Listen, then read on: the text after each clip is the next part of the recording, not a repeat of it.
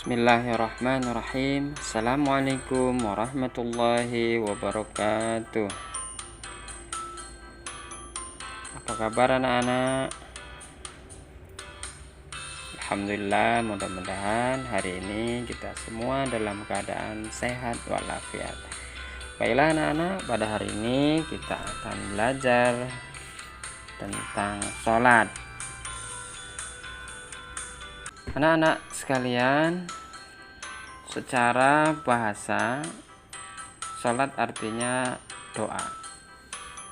Sementara menurut istilah, sholat adalah ibadah kepada Allah, baik berupa perkataan maupun perbuatan yang dimulai dari takbiratul ihram dan diakhiri dengan salam,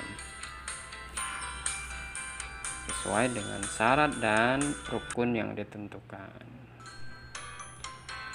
Anak-anak sekalian, dalam sehari semalam kita diwajibkan oleh Allah untuk sholat sebanyak 5 kali, yaitu sholat subuh, zuhur, asar, maghrib, dan isya. Agar sholat kita bernilai ibadah dan tidak sia-sia, maka kita harus sholat dengan khusyuk, sholat dengan benar, sholat dengan tertib, sesuai dengan yang diajarkan oleh Rasulullah SAW. Nah, pada hari ini kita akan bahas tentang syarat-syarat sah sholat. Jadi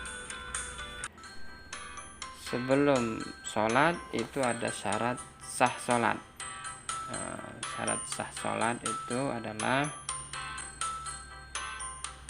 syarat yang harus dipenuhi sebelum kita melaksanakan sholat.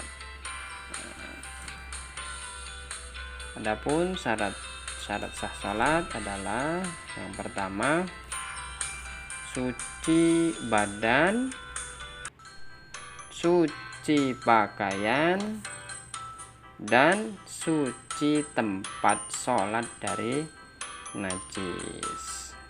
Jadi kalau ada kotoran di badan, ada kotoran di pakaian, ada kotoran di tempat sholat, harus dibersihkan dulu.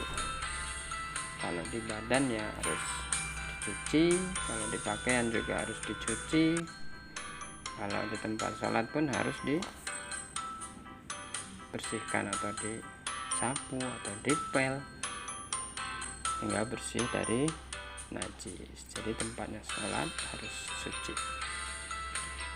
Yang kedua yaitu suci dari hadas besar dan hadas kecil.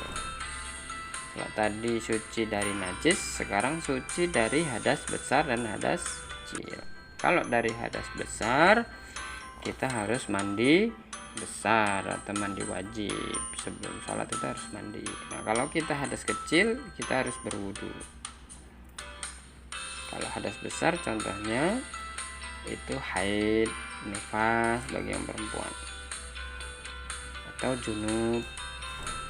Untuk yang hadas kecil contohnya itu buang air besar dan buang air kecil, atau buang angin. Nah, itu hadas kecil. Nah, itu harus berwudu. Kemudian setelah suci dari hadas besar dan hadas kecil, yang syarat sah sholat yang ketiga yaitu menutup aurat. Nah, untuk aurat laki-laki itu auratnya dari pusar sampai lutut, itu wajibnya. Tapi kalau menghadap Allah ya kita harus menggunakan baju yang terbaik dan yang sempurna. Tidak hanya sampai pusat saja, tapi harus seluruh tubuh harus memakai baju. Kemudian untuk aurat perempuan itu seluruh tubuh wanita itu adalah aurat kecuali wajah dan telapak tangan. Nah, ini yang harus ditutup adalah seluruh tubuh. Yang dibuka hanya telapak tangan dan wajah. Ini baik di dalam sholat maupun di luar sholat untuk perempuan. Kemudian syarat sah sholat yang keempat yaitu menghadap kiblat. Nah, kalau sholat kita harus menghadap Ka'bah sana. Nah, kalau kita di Indonesia, kiblatnya Ka'bah itu berada, Mekah itu ada di sebelah barat. Nah, makanya kita menghadap ke barat. Tapi bukan ke baratnya, tapi memang Mekah itu adanya di sebelah barat Indonesia, makanya kita menghadap ke barat. Tapi pada hakikatnya adalah menghadap kiblat. Kemudian yang kelima, syarat sah sholat yang kelima yaitu sudah masuk waktu sholat fardu yang ditentukan. Jadi kalau belum masuk waktu sholat, ya nggak sah sholatnya. Kita mau sholat zuhur, masih jam 11, ya nggak sah sholat zuhurnya. Harus masuk waktu sholat zuhur dulu, azan sholat zuhur, terdengar azan sholat zuhur, baru kita sholat zuhur, baru sah sholatnya. Kalau belum waktunya sholat zuhur, kita sholat zuhur, ya nggak sah. Belum waktunya sholat asar, kita sholat asar, ya nggak sah, dan gitu seterusnya. Kemudian yang keenam yaitu melakukan rukun sholat. Nah, rukun sholat ini hal-hal yang wajib dilakukan ketika sholat. Nah, nanti kita bahas di pertemuan berikutnya. Pertemuan kali ini kita bahas syarat sah sholat. Jadi rukun sholat itu ada 13. Nah, itu harus dikerjakan semua ketika sholat. Kalau ketika sholat tidak melakukan rukun sholat, maka sholatnya nggak sah. Nah, itulah tadi syarat-syarat sah sholat, yaitu syarat sebelum melakukan sholat. Nah, ada 6.